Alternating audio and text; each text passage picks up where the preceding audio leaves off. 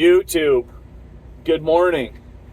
What kind of video are we going to make on the 27th of December, Friday, the day after Boxing Day? Why are you working, Driver's Lounge? Well, because I'm a company driver, and when my company says, hey, are you able to that's the equivalent of them saying, we need that truck, we need our truck and trailer at this spot at this time. And I've said it before, these company drivers, I hear it all the time, they get it confused. They're driving a company truck, pulling a company trailer, and when they think that they have the right to refuse a load. I don't get it, never have. Now, mind you, early on in my trucking career, did I have that kind of an attitude at times? Absolutely. Absolutely. I'd get all, up in my feelings about certain things, and I would feel a certain way about how things were, maybe I felt like I was getting the short end of the stick, all of those things. And then finally you say to yourself, next time that happens, they can go, you know what? I'm not dealing with this no more, rah, rah, rah. And I'll tell you where that gets you as a company driver, as a truck driver, generally speaking. Nowhere fast. You better be very malleable, right? You better be able to maneuver. You're like a chameleon. Today you're here, tomorrow you're there. Well, I don't like to go over there. Well, too bad. Your job is to transport goods from one place to another. That's it in a nutshell. Do it in a timely, efficient, and most importantly, a safe manner. So when my dispatcher calls me after being home on Christmas holidays all week and says, are you able to go out on Friday? What's my knee-jerk? What's my default? No. Why would I want to go out, and make a couple $100 on Friday, right? No, I don't want to interrupt my vacation. And go out on Friday? No, I don't want to. But what was my answer? Sure. What do you need? Where am I going? And that's the way that it has to be, right? It does. Now, mind you, there are certain companies where, listen, if they're not doing you any solids, if they're not being a good employer, like paying you on time, like giving you reliable equipment to use, to run, right? Like doing everything that they're supposed to, if they're not doing everything they're supposed to do as your employer, then I can see not wanting to play ball, right? Of course, I can see that. But anyway, so that's what up at 3 a.m. Friday, I had the whole week off. Had a wonderful Christmas. I hope you all did as well. I did not do the ham and turkey thing. I just find that Thanksgiving and Christmas are so close together. I'm not doing back-to-back turkey dinners, right? So Christmas Eve, we did ribeyes and, double stuffed potato.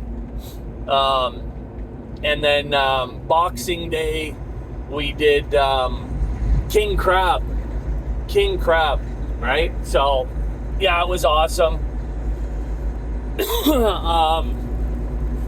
Ginger, garlic, chili, the whole Asian flavored king crab. For those of you that don't know, I was, before trucking, I was in the hospitality industry for many years. And I'm a journeyman Red Seal chef, right? That's what I did before trucking. So, yeah. So we're doing that. Now, I just got done loading at this place, and I wanted to make a video about it. There are gonna be, now here we are, Christmas season, right? You think these guys want to be, loading a conveyor on me at 6 a.m., skeleton crew over there, get up to, no, they don't want to, right? But it's their job. They got a job to do as well. And, but they're doing it begrudgingly, right? So shitty attitudes all the way around. I try to rise to the occasion during these, times where I don't really want to be at work, but I got to be at work. I'm getting paid to be at work. In a quarter mile, use the right 2 lanes to take the ramp to I-696 west. I'll do what I got to do with a smile on my face for the most part, right? But these guys, they weren't having it. And a lot of times what you run into in the flatbed side when you're... Use the right 2 lanes to take the ramp to I-6... When you're dealing with... Sorry about that. When you're dealing with flatbed and ornery shippers and receivers, right? They want to start to tell you how to do your job. That's what I find, right? And this was a conveyor, and I've loaded probably close to 10,000 of them as a flatbed driver. We do a lot of conveyor, robotic, that kind of stuff. And so the guy starts by smoking a cigarette right behind me, right? And like watching every move I make. Actually, it started with it's one conveyor, 4,000 pounds. It's about 10 feet long, right? And he must have taken, like, I don't know. Sorry, you got your signal. When you put your signal on as a truck driver, don't forget, they're not going to slow down. They're going to speed up, right? Anyways, what ended up happening was he took about, like, I'm not exaggerating when I say 10 pictures, right? And it took a picture of my DOT number, right? It took a picture of my license plate on the truck. Took a picture, 6 or 7 pictures of a 10-foot conveyor. And I didn't even have the straps on it yet, mind you, right? So you already know where this is going as a flatbed driver, right? So, anyways, I start doing my thing, and they had put some blocking, some 4x4 blocking on top of the conveyor, about 3 feet of blocking. Banded with metal band around it. What did that tell me was the shipper wants me to strap over that blocking, right? Not, typically what I would do is I would go on the C channel or the bracing underneath the conveyor, right? Missing all of the fiber optics and electrical stuff, right? Of course, interweaving the strap, through all that crap. And it's meticulous work, right? You got to know what you're doing. You just don't throw a strap over this stuff, right? It's not difficult once you do 1 or 2 of them. But if you've never done them, you look at it, and if you go over top of fiber optics or anything like that, you're fucked, right? Like, you're fucked. So anyway, I'm looking at it, and I'm just waiting for this guy as he's like smoking and blowing his smoke, to I don't smoke. I don't appreciate, inhaling other people's secondhand smoke. It's disgusting. Even when I did smoke cigarettes, secondhand smoke was always very disgusting to me, right? But nevertheless, he's smoking. I'm kind of rolling my eyes, right? It's still dark out. The sun's not even up yet, as you can see. Well, it's just starting to peak up. So next thing I go is I'm pulling my straps out, and then, I'm waiting for it, and there it was, right? Bing. You're going to go across that C channel, right? He says to me. You're going to go across that C channel, aren't you? And I said, C channel? Like, just like C channel? What C channel? Yeah, because that's what's bracing all that there, eh? And I wasn't even really listening, eh? And I said, actually, I was going to go over the blocking, right? Actually, I was going to go over the blocking that was put there. And, oh no, I wouldn't do that. That there, that's the only bracing and rah on the C channel, right? I'm thinking to myself, the thing about C channel is this stuff was probably like 1/4 inch C channel. And what I mean by C channel is it's like a rectangular, it's shaped like a C, right? But it's a rectangle, and it's so they could bolt the stuff into it, right? So if you're going to go across C channel, you want to go where it meets, right? So the corners of it. You don't want to go like in the middle of a C channel. if you're picking up what I'm putting down, because that stuff will bend, right? Especially if you like torque down on it, which of course I wouldn't, but some guys will just like torque down on that stuff and you'll literally just, you know, bend it all to shit. Anyways, I says, okay, C channel, all right, well, if that's the way you want it. Now, I don't know who this guy is, right? But I figure that if he's telling me how he wants it done, then he must be somebody, right? Must be somebody there. I don't figure somebody's just like gaping off the mouth, right? Just like, you know, blowing it out his ass, right? Talking out of his neck, right? I don't expect that's what's going on.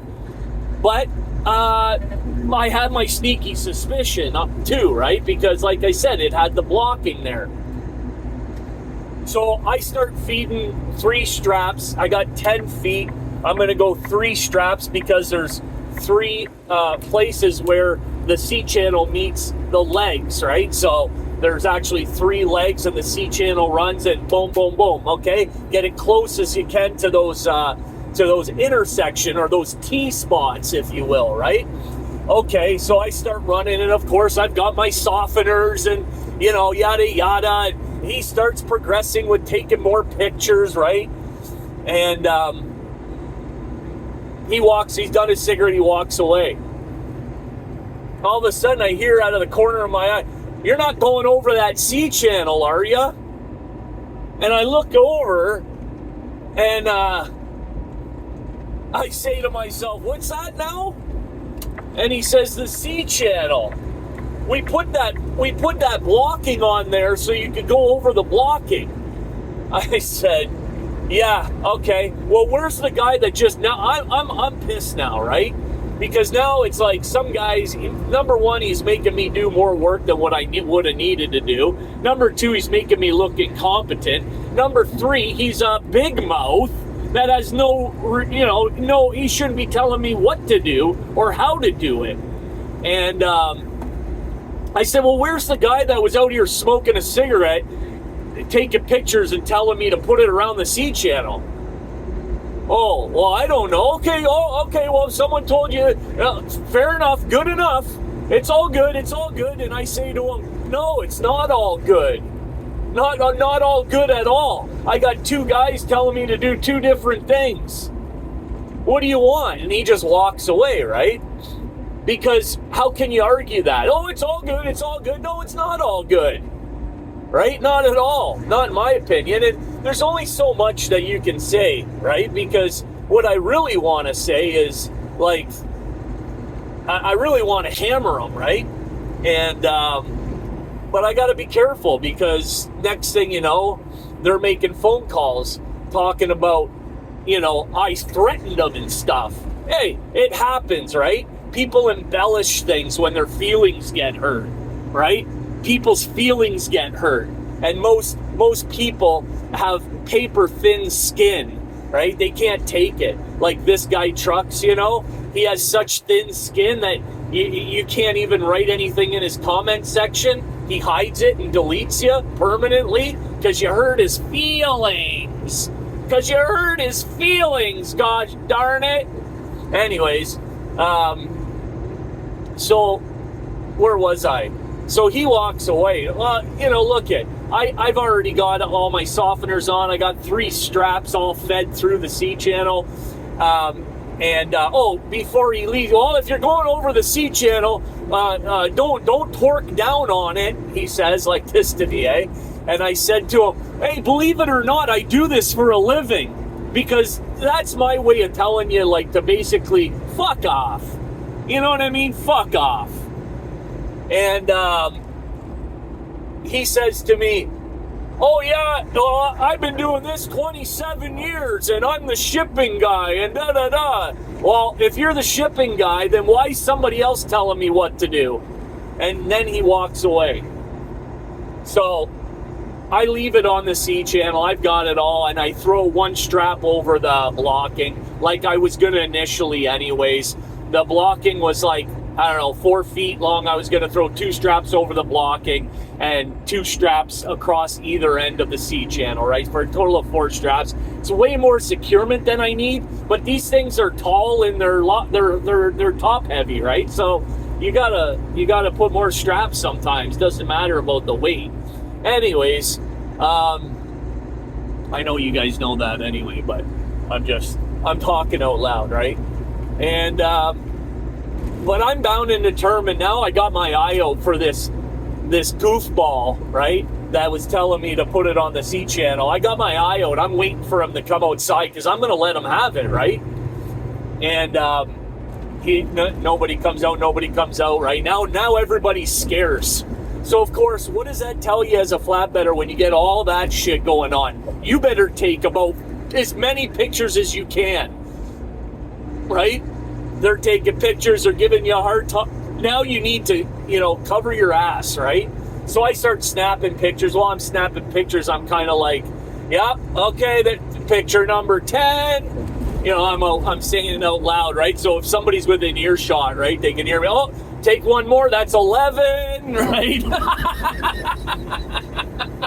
Oh, okay. Oh, I get right underneath, like get right underneath it. Like, oh, okay, 13. Okay, yeah, 13. I will make it an even 14 pictures, I say, right? Out loud, very loudly. I can't see anybody, but, they're listening, right?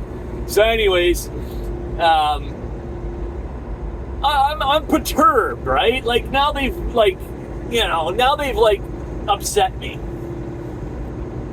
So now I've got to go get my paperwork. I close the kit all up, everything's tickety-boo, and I go to walk inside and I say to myself, these are the kind of fuckers, right? These are the kind of fuckers where you're going to walk in and they're going to go, what, you didn't bring a pen? Right? They're going to throw that one at you. We all know the shippers and receivers, right? We all know they got pens, but when they want to be fuckers, they start with no, I don't got a pen, and they make you walk all the way back to your fucking truck, right? So before I go in to sign my bills, I spin around. I was just on the other side, on the passenger side. I come around and I jump up, I grab a pen. I go inside to sign my paperwork, and I'm looking. I'm looking, right? I'm looking for this guy that told me all this bullshit, and I spot him out. Oh, there he is. There he is. I say out loud, right? And I've got my cell phone recording, right? I've got it recording because if I get into it with these guys, I want it to be recorded. I point, he's standing across the shop, and I see the life drain out of his face from like probably 50 feet away. He got this, gaping, catching flies, right? Catching flies. There he is. And the guy turns around, he goes, where? I said, the guy with the hat and the plaid coat. Come and sign your bills, he says to me, right? Oh, where are they? He goes, right here. It's not rocket science, right? And he goes, here's the right where the pen is. I go, I brought my own pen, right? He goes, oh, okay. And then he had the bill sitting there. He goes, okay, and you can read that. It says driver's copy, and then the place I'm going and their copy. And at that point, I thought, you know what? I'm going to put the kibosh on it right now. I'm not going to entertain this anymore, right? Because if I say something now, it's going to be a big thing, right? Because it'll get escalated to this huge thing. So I say, oh, yeah, you know what? I got my glasses on. I can read it, right? Thank you very much. Yup, you have a safe trip, he says to me, right? So that's my story for the morning. This is the kind of stuff that you deal with time to time out here, right? Just people looking to, you got security that's looking to, muscle you around, right? As a van driver, you go to these distribution, these security, people that think they're cops. You got to deal with all that ego, right? And that's what it is, right? Right, guys? Let me know in the chat. It's ego. That's all it is. It's all this fucking ego. And I try not to feed into it, right? Because it's never been fruitful for me to feed into that ego. It just like I said, it elevates things, and next thing you know, you're dropping the gloves and you're jerseying somebody because they call you something and they say something and you snap, and next thing you know, you're not where you want to be, right? You're not where you want to be. So as I've gotten older, I've learned to just take it down, de-escalate, right? De-escalation is key, and I'll take it to a certain level. Sometimes I won't even go there, but you guys let me know in the comments, did I over-exaggerate? Should have I said more? Have you guys ever been in a situation like that, right? And and let me know in the comments what you think. And we'll catch you on the next video. It's Friday, so I'll talk to you guys on Monday.